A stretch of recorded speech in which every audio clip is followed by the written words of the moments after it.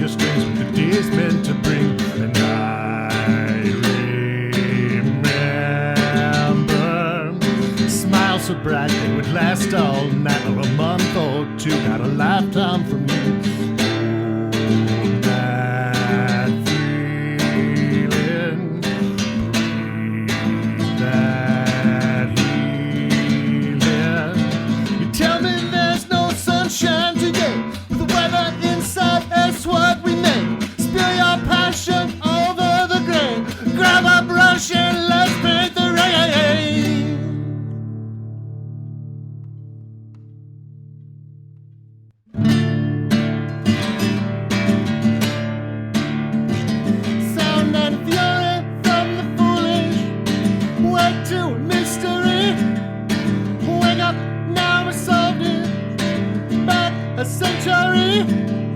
It's not up for debate now.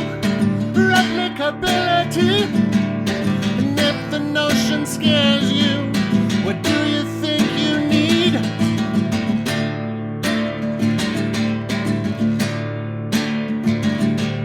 The chorus like a siren, grab you from your dream. When every dog is howling, the brakes slam down on peace. Into the stream, but doing it on purpose to get you to believe. But I remember communities cared for the bees, not just for the birds. It's our world, you goddamn fucking idiot. I remember feeling the soul of the world made whole of a nation, sense of the course we elect. That feeling, breathe that feeling. You tell me there's no sunshine today, well, the weather inside is what we made. Spill your passion over the grain, grab a brush and let's paint the rain.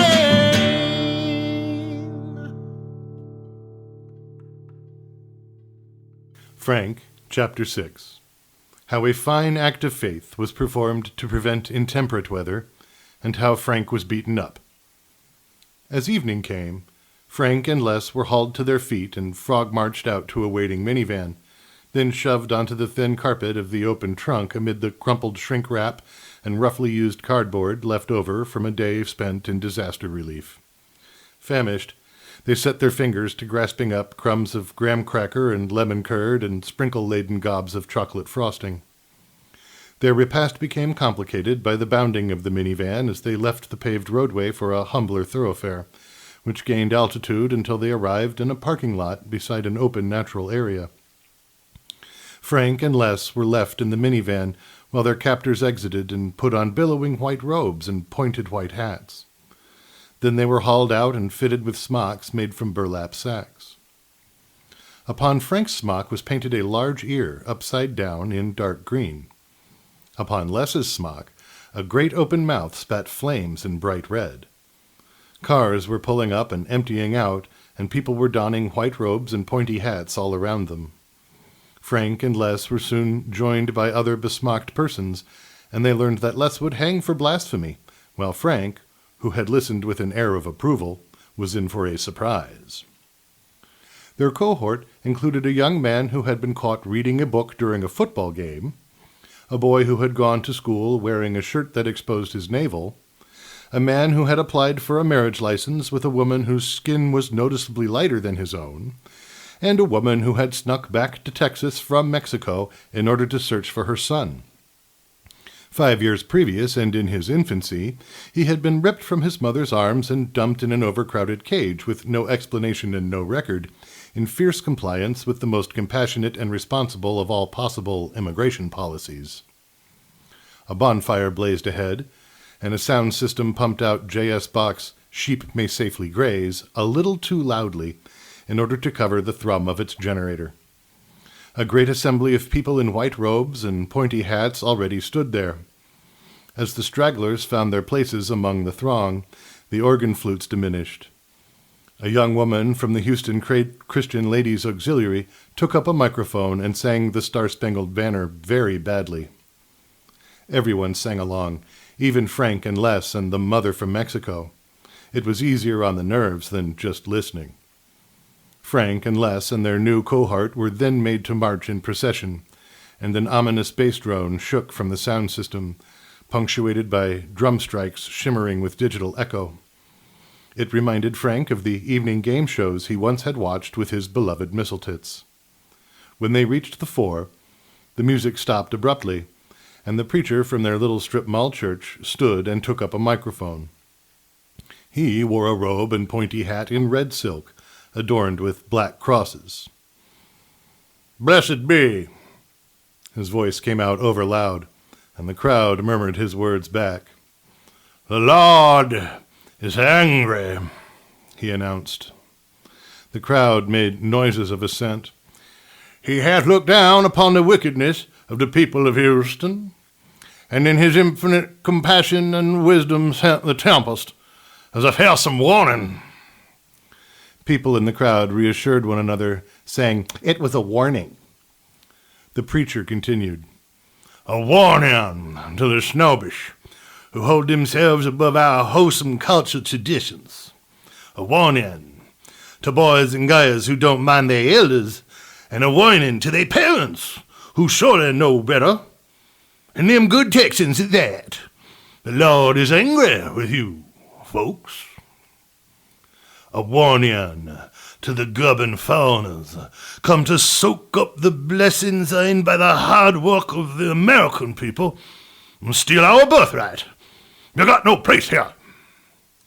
Low echoes of "no place for you," and "we're full up," and "go back where you come," echoed round.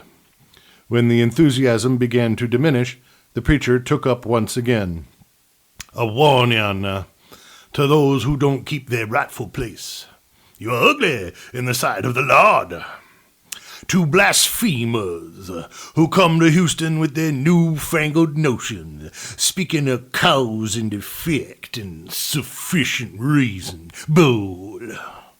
Perhaps they come for that conference of the Ivory Tower scientists, come to tell us about sea level rise and degrees in Celsius.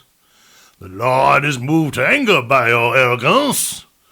We've just had a hurricane, 4 tornadoes, and a blizzard in the space of a single day. We are busy cleaning up. We don't have a lick of time for your boring science class."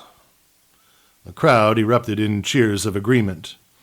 A massive wooden cross, hidden in the darkness behind the preacher, suddenly revealed itself as it took flame. "We know what the Lord demands of us. We must cleanse our homes, our city, and one day, heaven willing, the whole state of Texas. We must destroy these abominations that so anger the Lord, and in so doing earn his grace. Now let's lynch these goddamn bastards!" Everyone began shouting and pumping their arms, and the Scorpions' "Rock You Like a Hurricane" began to play loudly over the sound system. Frank was beaten in time to the music by men wielding canoe paddles, as Les and the others, wearing smocks, were strung up by their necks from the lowest limb of a rangy oak. Before the fire could consume the enormous cross, cloud cover rolled in behind a high cold wind, and everyone's cell lit up beneath their robes. Another tornado howled its way toward Houston, disrupting the act of faith and dispersing its participants in a panic and uproar. Terrified, bewildered, frantic, covered in bruises and shaking all over, Frank had said to himself, "If this is the best of all possible worlds, what are the others like? Being beaten has become a matter of course, no cause for complaint, but why must Les and the others hang dead from the tree? And Neil and Bill, the kindest of men, did you have to be lost in the fiery crash? And Misseltits, my darling wife, murdered by hateful charlatans." Frank was moving to cut down the deceased and lay them to rest when a voice spoke from the darkness. "Leave them, or there will be trouble over it. You must come with me, out of the weather." Frank recognized one of the little old ladies from the strip mall church. Her affiliations inspired little confidence, But Frank went along anyway, reasoning that he had few choices. Frank, Chapter 7. How an Old Woman Took Care of Frank, and How He Found His Love. Frank folded down into the passenger seat of the old woman's time-yellowed pickup and braced himself as they jostled over the one-lane dirt road back to the interstate. They went west and pulled into a dangerously pocked parking lot serving a chain motel in the throes of remodeling. The motel's bright new half shone even from beneath layers of plastic sheeting. Frank was brought to a sorely abused door in the sad old half and given a toothbrush, a fine plastic hair comb, and a slick paper shopping bag that held a change of clothes. Inside the room was a shrink-wrapped pallet of plastic water bottles and a tall white bag, folded over and stapled, that steamed with the smell of pulled pork and vinegar. The old woman peered briefly within, took note of these arrangements, and nodded in satisfaction. Her face lit up with a practiced air of hospitality, and she pointed this at Frank, saying, "Back tomorrow." She left him standing dumbstruck in the open doorway, her old pickup zipping east ahead of the low black clouds. The rain came then like a sudden paddle to the rear, and Frank closed the door, wincing. He ate and watched the news, and learned that the Northwest suffered forest fires, the Southwest had been buried under 7 feet of snow, a regional bank had collapsed due to executive greed, and an angry man had attacked a children's daycare with a hatchet and slaughtered several 4-year-olds before incurring 246 gunshot wounds, all from police-issued 9mm handguns. On the same day, and in the full light of these events, the United States Senate had opened an investigation into whether the president was trafficking in stolen infants and what relation those activities might bear to the basements of pizza parlors. Ordinarily, these revelations would have induced Frank's insomnia. However, having just survived a plane crash and some wildly unpleasant weather before being bound, starved, and beaten, then witnessing a deeply moving act of faith, sleep found him quickly. Frank was still shaking off the cobwebs the next morning when the old woman returned, with her hospitality face set firmly in place. She used her smile like the nose of a sheepdog, herding Frank back into the passenger seat of her little pickup. Skirting the city of Houston, which was still draining, they made their way through power company trucks and tree removal crews, zigzagging around territories newly claimed by half-ovals of little orange cones. They headed uphill to a neighborhood much like the one in Indiana that birthed Frank's former mansion. The old woman turned into a long, tree-lined driveway that led behind a sprawling palace, so much larger than Frank's old home that he could not see the whole of the structure from any one angle. The well-kept frontage boasted a miniature animatronic oil derrick and a massive construction of plywood and 2x4 bracing, lovingly carved in the shape of a great longhorn steerhead painted orange. The old woman drove her truck up to a humble carriage house and bade Frank exit, stepping out herself to unlock the door. Frank stood aside and watched as she secreted the vehicle within. She led him to a small door beside a much larger and more modern garage. They snuck through the smell of lubricants and motor oil, up a narrow back stair to a butler's pantry, where a small table and chairs crowded the room. She continued on, bidding Frank to follow, but he was suddenly struck on the head from behind with great force, and he lost consciousness. Frank, Chapter 8. Misseltits' Story. When Frank woke, he found himself lying prostrate, a black stiletto high-heeled planted firmly on his sternum. His eyes followed this up a shapely leg to the narrow stripe of nose and mouth frowning down at him in disapproval between 2 healthy and keenly pointed breasts. Frank was reminded of his wife, and felt his blood flow alter accordingly. It was almost as if, no, it was. How could it be possible? It was Misseltits. "Beloved," Frank exclaimed, with a joy curbed only by the pressure on his chest. "Les told me you were dead. How can this be?" Misseltits grimaced in disgust. Lifting her foot from his chest, she hauled back and kicked him full force in the nuts. "You worthless son of a bitch! How could you be so fucking stupid?" she screamed in rage as Frank folded up, gasping for air. I leave you alone for one goddamn night to go and tend my dying mother, and you manage to lose everything. We talked about it, and you agreed. All you had to do was nothing." Her face flushed with rage, and she hauled off and planted another stiletto right in the sweet spot, fueling the strike by screaming, "Fuck!" Frank had never imagined that the nerves of his descending colon were fine-tuned enough to appreciate the warp and weft of his blue jeans, even through his underwear, but there it was. At that point, the pressure overcame Frank's will. He pissed enough to stain the front of his pants and puked yellow bile bearing the loam of Houston, Adderall, cheap vodka, mushrooms, cigarettes, trunk carpet, graham cracker, lemon curd, and chocolate frosting. Misseltits retreated in disgust. As Frank convulsed on the ground, whimpering, Misseltits lost some of her rancor. She had a great deal to relate to Frank about her adventures during their time apart, and she took this opportunity to get it all off her chest. Between gasps of blinding pain, Frank learned that she had caught wind of his disgrace and her danger from friends while at the hospital. She had used her copious talents to coerce an orderly into altering the name on the toe tag of a young woman whose comorbidities, asthma and anti-vaxxerism, had left the patient helpless in the face of her third COVID infection, thus falsifying her own demise and escaping persecution. With her cell service and credit cards canceled, her mansion sold away, and Frank in the wind, she had pawned her jewelry and handbag. This had provided funds sufficient to secure a single night's shelter at an Indianapolis hotel. Thereafter, Misseltits had supported herself by encouraging the attentions of the men she came across. In the course of these adventures, she had met a Texas oil billionaire, and he had unwittingly introduced her to a pertinacious strip mall preacher. "Don't give me that look, Frank. Who are you fucking anyway?" "What?" "Don't even try to play dumb, you asshole. Nobody stuffs their desk drawers with powdered rhinoceros horn unless... Was it that whore secretary who gave you her passwords?" Frank meant to protest, but his irrepressible candor caused his face to light with happy recognition as he called to mind the friendly secretary who had, in fact, provided him with her passwords. Misseltits read this as guilt. Her brow furrowed, and Frank got another swift kick to the giblets. A full-throated "asshole" accompanied this violence. As the echo in the small room faded, Frank heard a door slam. Moments later, a big fat white cowboy hat entered the room atop a big fat white face, shining above a big fat white suit, gilded with a skinny little black and silver bolo tie. Frank, Chapter 9.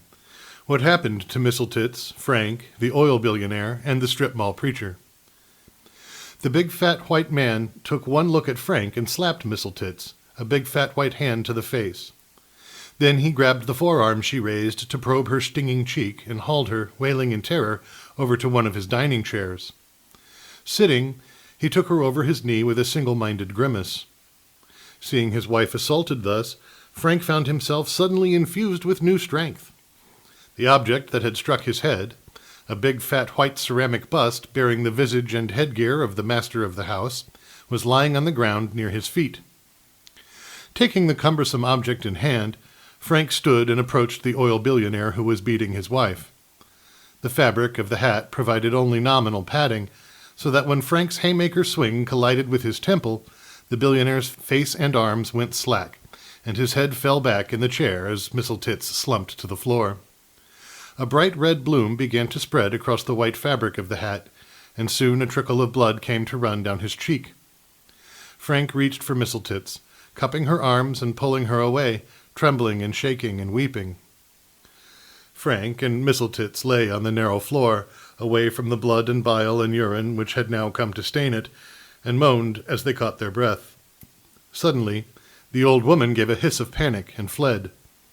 The strip mall church preacher, the very one who had worn the red robes and presided over the act of faith at which Frank had been beaten, silently entered the room and came to stand over them. "You," he squealed, directed at both of them, "adultery and murder. I shall call the sheriff at once." When Frank heard the word sheriff, every bruise he had incurred since the day he lost his mansion throbbed in rage and protest. Still panting, he climbed to his knees and grabbed the crease of the preacher's suit pants. "No," he coughed, raising his ragged face to the preacher.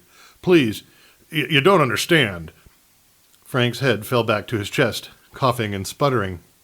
Disgusted, the preacher shook his affronted shin out at Frank, hoping to shoo him away. Remembering the catastrophic retreat of Mr. Prissbulge, Frank redoubled his grip. Now upset, the preacher squared his hips to his supplicant, and in so doing slipped in the bile that blessed the floor thanks to Frank. His head hit the tiles so hard they could both hear it crunch and slosh. If there were anything left in Frank's stomach, he would have retched it up. Mistletoe made a sound like her insides were turning themselves out, then began to mutter, "Oh fuck, oh God, oh fuck, oh my God." She keened and wept, and Frank went to her and knelt beside her and waited for her to meet his eye. She did not, so he began. "We need to get out of here. What's your friend's name? She has to help us."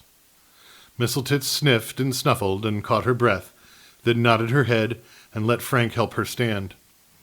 When she steadied atop her feet, he began to lead her back down to the garage. Mistletoe stopped abruptly, one hand palm out toward Frank. "Jewelry. Money. We'll need money. I have jewelry. Upstairs." Frank nodded and followed, and watched as she climbed to a spacious boudoir well complicated by Victorian vanities. She opened lids and drawers and began to stuff pockets and handbags. Frank took the opportunity to peer into her thoughts. "How did you find me?" "I was standing backstage at the Act of Faith when you marched up to the front in that ridiculous sack.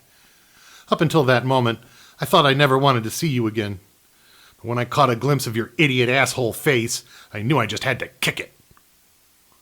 After a few moments, she nodded and led him back down and through the garage to the little carriage house, where the old woman was sitting in the driver's seat of her idling pickup, weeping. The instant their shadows loomed across the windshield, the old woman's hospitality face snapped into place, and she pointed it warmly at Mistletoe. "You'll sit right next to me, won't you, dear?" She didn't wait for an answer, but shifted her gaze to the air between Mistletoe and Frank. Her smile lit up. "You folks ever been to Corpus Christi?" They had not. Wearily, they climbed into the truck and buckled up. The old woman stopped outside the little carriage house to hop out and secure the door, then drove them off into the night. Frank wished the drive would last forever. Here he rode with Mistletoe. Suddenly, having lost everything else felt like a trifle. Being with her like this had now become the most important thing in his world. He knew she was still angry and probably would be forever, yet he felt elated sitting next to her on the truck bench. Frank, Chapter 10. How Frank, Mistletoe, and the old woman arrived at Corpus Christi in great distress, and how they took flight from there. The little truck did not hold enough gas to make Corpus Christi, and its passengers did not hold enough cash to fill the tank. Mistletoe managed a generous negotiation wherein she offered a station clerk jewels in trade for gasoline, and he robbed them of everything at gunpoint. He filled their tank halfway and bade them never return. They arrived in Corpus Christi penniless. To sell the truck, they would have to pay a tow fee that cast a long shadow on the vehicle's value, or take a ride share back from the pick and pull, the cost of which would exceed their earnings. In despair, the three made inquiries wherever pickups were sold, seeking a more generous offer. In one disreputable lot, they met a mercenary troop outfitting themselves for a great adventure. These proud warriors meant to gear up and make their way to the eastern Mediterranean, where opportunities for men of their trade abounded. Ukraine, factions in Syria, and all the crazies in the wild sands between Turkey and Iraq were offering competitive salaries. The recent devastation from the massive earthquake that had finally taken Antioch had disrupted the local supply of soldiers, fueling demand. Furthermore, the chaos of decades of war and displacement in the region offered special bonus opportunities for anyone sufficiently heartless and amoral. The mercenaries had no interest in the old woman's truck. In an effort to illustrate its value, Frank demonstrated his ability to fire an assault rifle from its passenger window as the truck bounced. The mercenaries whooped and cheered and slapped Frank on the back. They made him a captain and gave him a salary of $250,000, free passage for himself and his companions, and a line of credit at their commissary.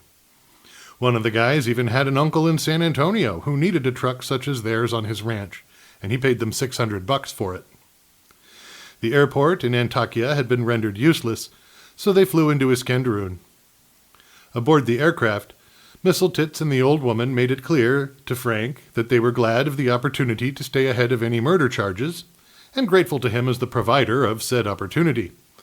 Their interest in his company, however, died at a hard border 6 rows in every direction from their tete-a-tete. Utterly isolated, Frank found himself forever peering back over his shoulder at their close-paired crowns, nestled in a wide sea of blue pleather. For distraction, Frank immersed himself in a study of the current circumstances of the Old World, and of the ancient languages and traditional cultures belonging to the people he was on his way to kill. Opening a new search page, he thought, perhaps the Old World is truly the best of all possible worlds, and in the New World we've simply forgotten its grace. Yet nothing he found in his reading supported this hope.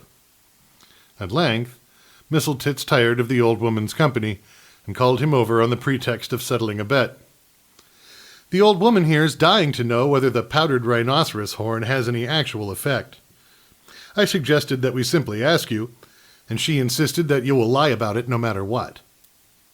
I told her how hilarious it is to watch your attempts at mendacity, and she bet me 4 biscuits and 3 Cokes that your goofy ass won't make her snort. So how about it there, Tiger? Does that shit actually work? Frank's mind had frozen through, yet his mouth flowed abundantly. I have no fucking idea what you're even talking about, but apparently I've been guilty, with no means of proving myself innocent in the eyes of the entire goddamn world, ever since the night we parted. I've been robbed, jailed, beaten, shot at, made to ride the bus, rolled in shit, survived a plane crash, then a hurricane, 4 tornadoes, a blizzard, an act of faith, and an impassioned dressing down by my beloved wife. This before unwittingly committing 2 murders, being robbed again, and fleeing my homeland for one of the most dangerous corners of the globe. And the only thing that's in my head or in my heart is that I'm glad you're here. I love you so much it hurts, largely due to my swollen balls, and I'd never even heard of powdered rhinoceros horn before I went to see Mr. Prissbulge. So fuck off and leave me alone if you're not going to be a help. I need to study. Frank turned and went back to his seat, and Misseltitz held on to her dignity. Frank scrolled down his research page and pulled out a book of Turkish and Arabic phrases, holding this open against the tray table with his knee. He let the glow of his laptop bathe his face and didn't absorb a single word, reliving every nuance of the interplay between himself and his wife in his head. Had he been brilliant? Stupid? Would she ever understand? Was he remembering that little grimace she had made because it was so goddamned important? Or because it was so goddamned adorable? Fuck! He wished he was shooting an assault rifle from the passenger window of a bouncing truck right now. Why did these seats have to be so friggin' uncomfortable? How long had they been in the air? It felt like a year.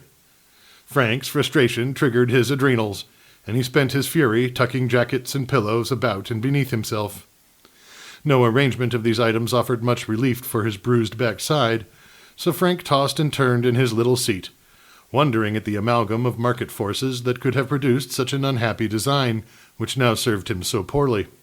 Surely, this was far from the best of all possible airline passenger seats.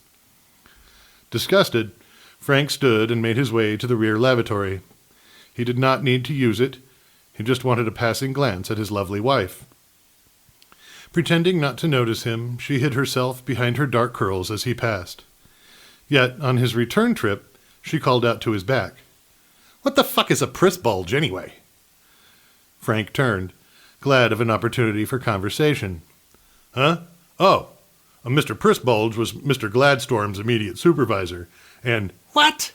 Misseltitz interjected, rage mixing with disbelief. You went over your boss's head? Frank explained about the missing money, the secret account, and the clandestine vacation. It was my duty to go over Gladstorm's head. The best of all possible corporations surely must want to rid themselves of a bad actor and accurately reconcile their accounts. Oh shit, Frank. I always thought you were a little soft, but I figured it was just your way of keeping your head down and avoiding notice, which was exactly what you were supposed to do. Did you really think you were earning $500,000 a year, poking around in the shallow end of their database and punching out a few PowerPoint slides for meetings here and there? How could you be so dense? Your job, Frank, your real job, was to eat Gladstorm's shit. When he gives you a big stinky pile, you make it go away, stench and all. You were a little bead of carbon in the filter, there to soak up the turds that land atop you so the waters below might run clear. I knew it. Gladstorm knew it. Shit, Frank, everybody knew it but you. Frank couldn't believe what he was hearing. Darling, don't even fucking start, Frank. My entire family is dead, largely thanks to your unfathomable stupidity. Mistletoe sighed in exasperation. Go sit down. I don't even want to look at you right now. Frank understood this as progress between them, and did as she asked. Finally noticing that he had an entire row to himself, Frank folded up the armrests and reclined the seat backs, stretching out lengthwise and finding rest at last upon the undulating and threadbare seat bottoms as the whine of the engines rang in his ears and the frigid blast of stratospheric temperatures chilled the plastic curve of the fuselage. Waking and sensing no change, Frank checked his cell. He had slept 40 minutes, but wished for 400. He lay still and found the aircraft silent. Stirring as quietly as possible, Frank peered over the seats and found Mistletoe and the old woman asleep. Frank had not yet learned the old woman's name. Like so many of the arrangements on this trip, this seemed to suit the lady's preferences without accounting for his own. He considered exploring her handbag, but thought better of this and snuck to the fore, where he bribed the flight attendant to show him the passenger manifest. Frank thanked the attendant generously and returned his seat to its upright position, letting down his tray table and unfolding his laptop, searching Eleanor Grace Gomes. Welcome back to the more interesting part of the Frank podcast, where Chuck and I talk about the book. I mean, we gotta leave that up to everyone else's individual judgment. I'm sure some people feel as you do, Nate. I'm sure they do. I'm sure the good ones do. And we encourage everyone to weigh in on this deep and important question in the comments and emails and various other places we have made it possible for you to get in touch with us. So what's that email address again? I believe it was commentary@frankthenovel.com. Cool. So today, dear listeners, we are packing quite a few chapters into one amazing episode. We're going from 6 to 10 today, starting with a question that borders on Easter egg spotting, but nonetheless, it was a question that jumped out at me as I was reading. So Voltaire chose every detail in Candide extremely carefully, and you clearly do the same in Frank. I don't want to make this podcast a laundry list of, what in the real world is that supposed to be an analog for? But I will ask you, from time to time, when something jumps out at me that's quite opaque. And in this case, I couldn't help but notice an upside down green ear, pardon me, and a fire breathing mouth. And I said to myself two things. One, those probably mean something. And two, I have no fucking idea what that is. Fair enough. For me, the scene pretty much wrote itself. Because in Candide, our hero is subjected to an auto da fe, which means act of faith, and which consists of members of the Inquisition, publicly humiliating, torturing, and murdering heretics, undesirables, in an atmosphere like you do, in an atmosphere that, at least in Voltaire's opinion, split the difference between a church service and a circus act. And what really struck me is that the uniforms of the Inquisition and the uniforms of the Klan are the same. I mean, literally, like red or white robes, matching conical hats, masks, and cruciform badges. And the victims of the Inquisition were paraded to their misery dressed in what they called a San Benitos, saint friendly, right? Which were cheap, yeah, which were cheap smocks painted with an icon representing their particular sin, uh, so that the audience could be properly discouraged from committing the same. So Les's smock represents blasphemy, while Frank's is meant to teach him that he should not so easily be swayed by false counsel. That makes a lot of sense, and we should all take that to heart and remember that if you even listen to someone contravening the popular wisdom, you too could be invited to perform or participate in an act of faith. Oh dear. Yeah. So speaking of our friends in the robes, didn't seem to me that they liked immigrants too much. And, it's possible that view was informed, at least in the small, tiniest, microscopic part, by good old-fashioned American racism. But having said that, I had to go look this up, but just this past February, in Gallup polls, revolving monthly What's on Your Mind America type poll, 28% of people named immigration as the most important issue facing the U.S. This is one of the highest percentages of people giving that answer in the time that they've been doing it. And in the same poll, different question, 55% thought that illegal immigration is a critical threat to U.S. interests. So assuming for the moment that 55% of Americans are not pointy hat wearing KKK style racists, do you think that there are legitimate reasons to be concerned about immigration? What would you say to someone like that? Oh, you know what? I forgot, even in my musings, to mention this, but it's important. Have you ever been interviewed by a Gallup poll? No, I have not. Me neither. Do you know anyone who has ever been interviewed by a Gallup poll? Not off the top of my head, although it is possible they swear you to secrecy upon pain of an act of faith. I'm pretty sure that's not what happens. What does happen is that Gallup selects their polling pool on criteria that they probably don't even realize is powerfully biased, and their numbers prove to be non-representative over and over and over and over again. I mean, I'm not sure exactly who it is, but I do believe that most of the Gallup poll responders have a moderate level of education, an immoderate level of wealth, and an extremely high degree of whiteness. But so I always take what I hear about Gallup numbers with a little bit of a grain of salt. Who you interview is important, and they're not covering the broad base of the American population. My other sidetrack here is about the mother from Mexico. She is a human being. She has the exact same drives and needs as any American. I mean, if Singapore or Turkmenistan ripped your baby out of your arms and threw them in a cage and then sent you packing, you'd spend the rest of your life trying to find your child. Border policies be damned. And that was a disgraceful scenario here in the U.S.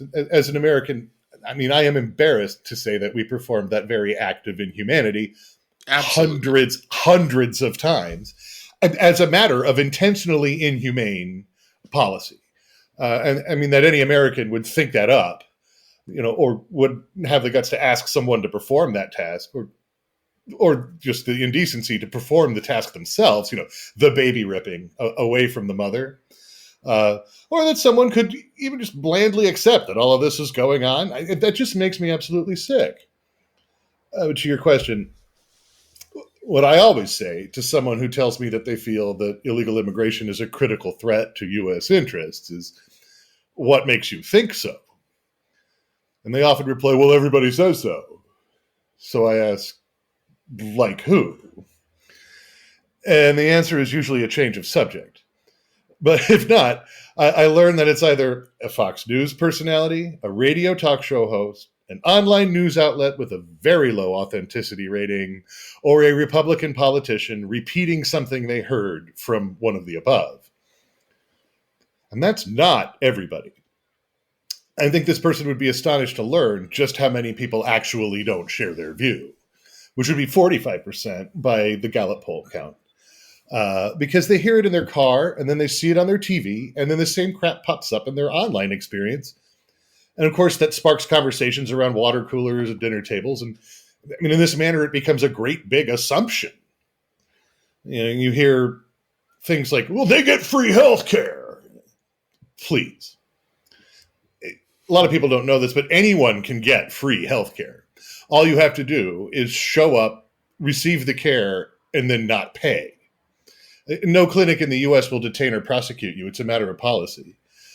And the only people I know who take advantage of this are white Americans who are employed, even in union jobs, but still don't have adequate and affordable care.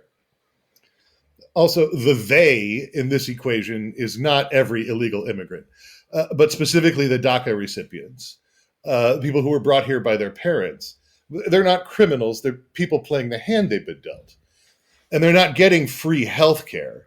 They're getting access to the ACA program so that they don't have to dine and ditch at the doctor's office. Maybe they'll still be paying for the program they select.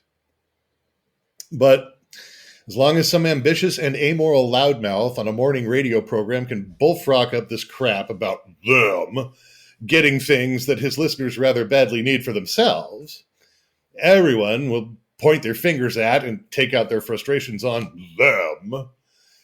And no one will realize that the American healthcare industry is fucking the doctors by overworking them, fucking the nurses by underpaying them and overworking them, fucking the patients by overcharging them at several orders of magnitude, and fucking the standard of care by limiting their treatment models to the most profitable. Would you like a pill or a surgery? Either way, afterwards, you'll still be exposed to a multi-million-dollar advertising campaign, billboards, televisions, and commercials, online ads with the audacity to beg you for donations, since all this stuff is so expensive. What the fuck? I'll eat a raw carrot, thank you, and cancer and diabetes and heart disease and IBS will sort themselves out at a fraction of the cost. Meanwhile, farmers can't find laborers to harvest their crops because the seasonal labor agricultural visa program has dwindled to nothing amid the anti-immigrant sentiment. And part of the reason for inflation at the grocery store is that food isn't getting harvested. I mean, specifically not getting harvested. It's being raised, but there's no one to harvest it. It's not like the farmers are paying more for labor because the pool is shrunk. Now, it is now non-existent. Now, the lettuce and cherry tomatoes and asparagus just rots in the fields because there's no one to pick it. Immigration is a paper tiger. It's there to distract us from the real institutional problems that are bleeding us dry and misdirect the blame for our suffering. And listen, people move around. Walls don't stop them, and borders are just imaginary lines.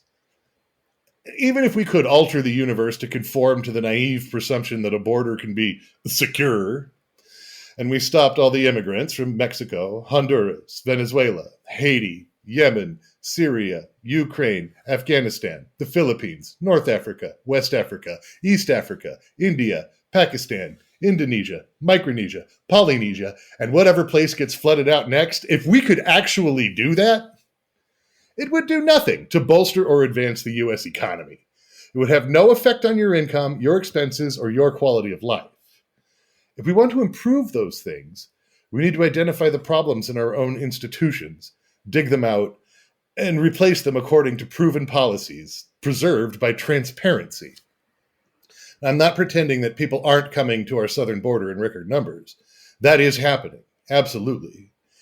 And it's no surprise. It's been predicted by demographers and political scientists, ecologists, economists, and several others of the predictive modeling class for decades now. I don't think it's a problem. We've got a lot of room and a lot of stuff. And the U.S. has been importing migrants now for almost 250 years with great success. But if you think it is a problem and you want to do something about it, Ripping babies out of their mother's arms and putting up razor wire ain't gonna do much. We need to address the root causes of migration, and those are unsafe conditions created by state terror in a puppet regime that we actively support, unsafe conditions created by neglect in a puppet regime that we actively support, unsafe conditions created by a war prosecuted by a nation that we actively support, or at least fail to countermand, unsafe conditions created by an overwhelming natural disaster resulting from climate change due to the greenhouse gases we have emitted and continue to emit. The people arriving at our border are the direct and predictable result of our own ongoing national policy. That is where we should be focusing our attention. A lot of that makes powerful sense, and obviously we, the United States, have been using various waves of immigrants as punching bags, and immigration generally as a boogeyman for almost as long as the country has existed. Oh, yeah. It was the Irish, it was the Italians, it was the Jews, now it's the Hispanics or the Muslims, and whoever the boogeyman will be tomorrow. Having said all that, I am conscious of the tendency of political debate to polarize. And I'm conscious that, yes, obviously the child separation program is a horrible stain on the United States. There is nothing redeemable about it in my mind whatsoever. But it's also somewhat problematic, to use the worst example of the worst policy in response to what is defined by many as a problem, to say, well, there's not really a problem. I don't have an answer. Maybe this can be homework for us for next week. I just wanted to note the possibility that there might be genuine, legitimate, well-grounded concerns. I don't know what they are. I'm not an immigration specialist. And we can promise our readers that next time we come back to this question, I at least will have a better answer to this. I just wanted to do that plug for, considering the possibility that folks on the other side might have something that resembles a point. And that brings me, actually, to part of what you said, brings me to my next question. You talked about what people hear from low trustworthy news sources. Yes. And the echo chambers that we get on, I'll just say you didn't, but I will, Fox News and Newsmax and the worst of the worst internet channels and Insta influencers. So tying that back to Frank, our friends in the robes didn't like immigration, and they also really didn't like science. And in this world, of course, there are certainly a lot of fundamentalists of various religious stripes who just outright reject science because it doesn't conform to their holy book, or at least what they understand their holy book says, because someone has told them that that's what it says. All of which is a huge problem for science. It's a huge problem for fact-based policymaking. But I'll add something to it. And that is that we have come to understand in the last decade or two much more deeply cognitive biases, the hardwired, built-in short circuits that aren't about how smart or dumb or wise or anything you are. They're hardwired into the human brain. Things like we have a tendency to give more weight to information that we see that confirms things that we already know or believe, and less weight to things that don't. This is called the confirmation bias. We have a tendency to see meaningful connections between things that are actually not related in any way, shape, or form, which I think is called apophenia. One way of thinking about science is that it's a method for counteracting those biases when generating new information. Because it's a method that makes sure that you're not importing a cognitive bias. It's a method that makes sure you test whether your hypothesis that there's a connection between these two things stands up to observation. The thing is, as we've understood these better, we've also gotten better at using them. Basically, mind hacking to confuse, to obfuscate, to create chaos or profit. We do this with immigration, arguably. The process that you described is kind of the process of mind hacking on a large scale, using cognitive biases like tribal identification. There's another one, and it has a name. I can't remember what it is.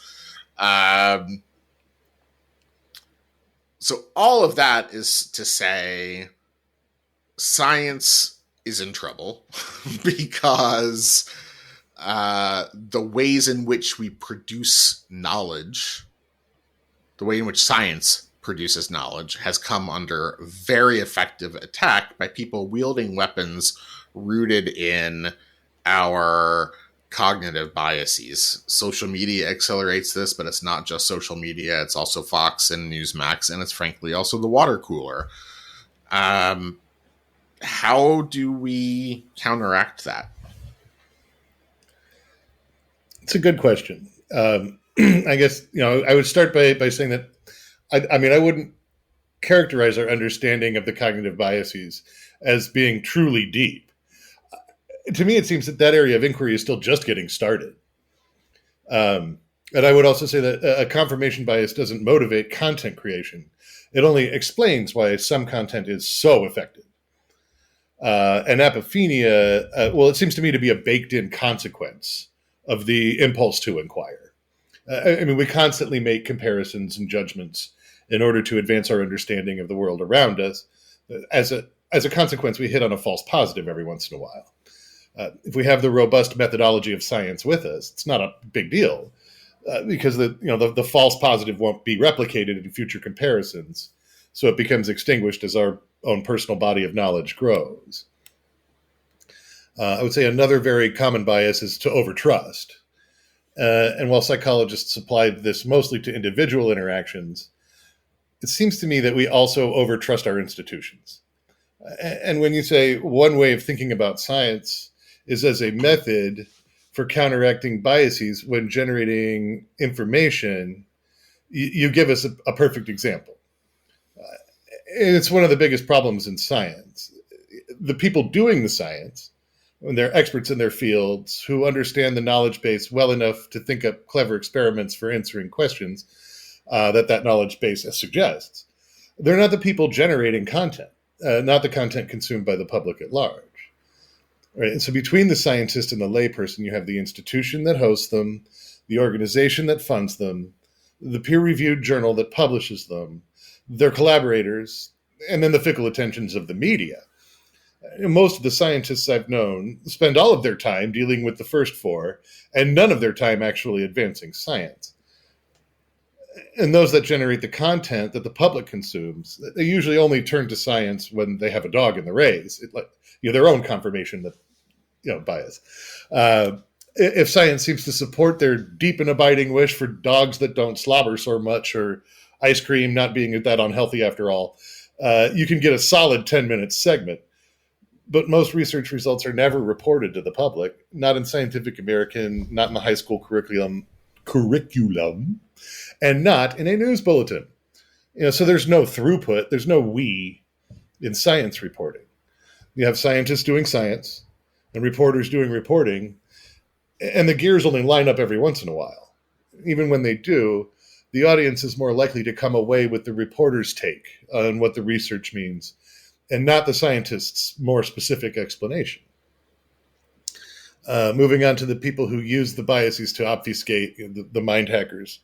That's another cohort altogether. And for them as well, I object to the use of the term we, as it includes both me and them. And in this specific manner, I differ wildly. Uh, for if I should use my understanding of the arts and sciences to create a compelling narrative, then I've done my job in a manner that demonstrates competence without departing from the most important core aspiration of any artist, which is to be as earnest as possible. But if I use the same tools to convince you that the splurdly goop rain was leaving its dormant volcano and coming to splurd us all, and then I started selling goop-proof windshield wipers for $100, I would no longer be an artist. I would be a shill. And I wouldn't be able to stand it because of the harm I was creating through my dishonesty. I couldn't square it with myself. So thinking about what these people must be like inside their own heads makes me squirm and worry. And we should squirm and worry about the state of science, because this type of research into our innate biases and other hacks of our cognitive processes has largely shifted from universities to the private sector, not because the universities have stopped, although their funding has decreased, but because the ad agencies and consulting firms and insurance companies are outspending them considerably, but they don't publish their results in peer-reviewed journals. Those are trade secrets.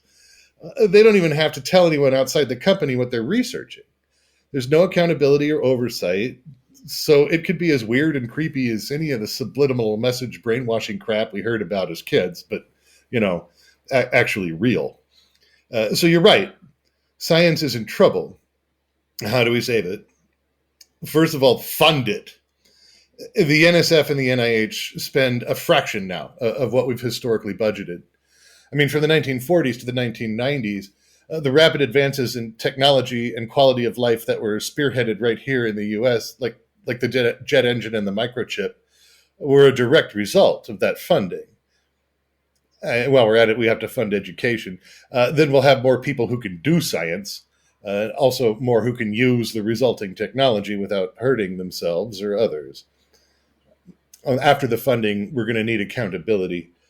I mean, there are some good labs out there, but most have real problems that actually impinge on science ethics. And I get it. Life is messy and people are crazy, so perfection is hard. But most labs straight up suck. A third-year undergraduate could, and I believe should, identify and address most of these problems, because the undergrads are still true believers. They don't know about grant proposals or office dynamics, but they do know how science is supposed to work. Have them vet the labs. It would be great experience, and it would weed out a lot of toads. And finally, to save science, we need to teach it. Evolution is not just a model, it is an observable phenomenon. The composition of matter, atoms and molecules, the distribution of mass in our solar system, are consistent observable phenomena, as are all of the elements in the night sky. And all of the data conforms to the model of a spherical Earth orbiting a much more massive sun at a distance of 93 million miles with a whole lot of nothing in between, along with 7 or 8 other planets. Furthermore, human beings are all the same. We share 98% of our DNA, thank you, molecular biology, and everyone can interbreed, which makes us one species according to taxonomy. So there is only one race. The variation that we all perceive is a testament to the plasticity of our genome and its ability to adapt to its environment. Our variation differs not at all from that of many other species of all kinds that have adapted to their particular ecosystems in different places on the globe. None of this is controversial, at least in scientific circles, or even disputable. It's important stuff to understand as a basic premise to participating meaningfully in the modern world. Yet millions of Americans graduate from high school and enter the workforce every year, not understanding that the theory of evolution is one of the great science success stories, because Watson and Crick gave Darwin a strong second when they discovered the biochemical mechanism that drove the process Darwin had described, and it fit the model perfectly, and it still does to this day. These graduates, they're not aware that protons, neutrons, and electrons always arrange themselves in the same way under the same conditions, and always interact with other species in the same way under the same conditions. And the rules of physics and the rules of chemistry always apply. Biology, on the other hand, is a great big mess. Everything can and does go wrong because every organism is an experiment. I mean, every organism, you and me and the broccoli I had for lunch, all experiments, novel combinations of genetic material. Yet many Americans seem to expect conformity from people and even from the natural world full of experimental organisms, while believing that a magic spell or a miracle or a prayer or an angel or a superhero or an evil curse could break the rules of physics and chemistry at any moment, even though that never happens. There are other cultures that value science and include it in their curricula. And they don't have this issue, so they don't suffer the expense of the bad decisions made because of superstition. We could be cool like that with an effective science curriculum. And to those who object to observable, consistent facts being taught to their children, believe whatever you want. But if your beliefs fly in the face of observable fact, they're worse than useless, and you're an idiot.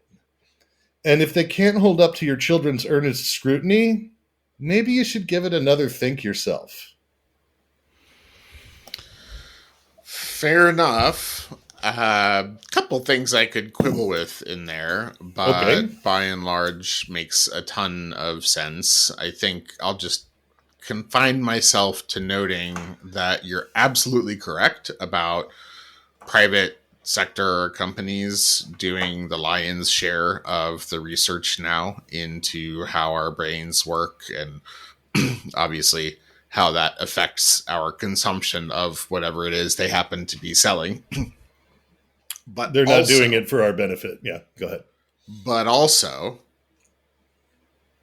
authoritarians and even political parties in democratic countries like our very own. The political mind hacking coming out of the Kremlin, coming out of Bolsonaro's campaign in Brazil, and yes, coming out of Trump's campaign pre and post election in the United States is terrifying on a whole different scale, because it's shaking our faith not only in the foundations of science as a branch of reason, but in the foundations of democracy, which in my role as a human rights lawyer, I find particularly terrifying. And with that, I will shift gears, and I will note with great surprise and some glee that Mistletoe is back. Woohoo! Yay! She seems a little upset. The tiniest bit miffed. Her feathers may be ever so slightly ruffled. So now that she is back, and at least seems poised to play more of a role than just being the first dead body that Frank leaves behind him as he cuts a swath of carnage through the world, I started thinking about her a little bit more, and also about what her role is in Frank's life in the story. And what came to me was Lady Macbeth. Am I way off base there? Oh, fun. Well, Mistletoe is certainly ambitious, but not like Lady Macbeth. Her original condition is domestic bliss, and she's pissed at Frank for ruining her happiness. She knows damn well things are never going to be as good again, has resigned herself to anger. Lady Macbeth is a little more stabby, land grabby. My intention for the character, Mistletoe, was to update Voltaire's Cunegonde. When I sat down to write this scene in the breakfast nook in the mansion, Mistletoe showed me that she is very much her own woman. She's no fair castle-bound maiden swooning twixt the crenellations. Nay. She's an all-American, white-toothed, big red lipstick smiling, eyes sparkling and searing bright lights, overachieving go-getter. And she had it all ripped out from under her by her idiot husband. Most of the women that I've known wouldn't have reacted this way, but all of them would want to. And that's the fun of a novel. You get to play with that kind of stuff. As to the role she plays in Frank's life, he explains it pretty clearly himself in these chapters. Thanks. So I guess I was a little bit off base, but I like your version better than my version. Lady Macbeth is not a particularly sympathetic character, so I'm glad to get a different slant on our fair Mistletoes. Last question for this episode. At this point in the book, it's very clear that Frank just can't catch a break. Like, not at all. Every time he gets a minute to breathe, he ends up dunked in a vat of porta potty shit, beaten more than once, caught in a hurricane, caught in a tornado more than once, in a plane crash, etc., etc., etc., etc. And so here we are at the end of chapter 10. He's on the run again. It's easy to see this as just a device, a requirement of the genre. We need to see Frank in more and different situations for you, the author, to be able to serially skewer more and different facets of our world. But do you see a deeper meaning in this just constant parade of horrors that Frank is going through? I think of Job, right? Is Frank being tested somehow by someone? An interesting question. And you're getting me to use a word that I dislike, which is lens. If this were an adult novel, I would apply the adult lens and only write about the times Frank gets laid and in great detail. If it were a romance, I would spend a lot more time on Frank's musings about his wife and his irrepressible yearning and the elements of her various bodices. And if it were an action thriller, I would detail the violence and apply a cadence of suspense. But as you have mentioned, this is a satire. And through that lens, the scope of the narrative departs little from those moments in which the world conspires to fuck Frank over completely. The difference between Frank and Job is the difference between satire and tragedy. Job's fate is singular, and it comes with a lesson, which is don't get the boss's attention.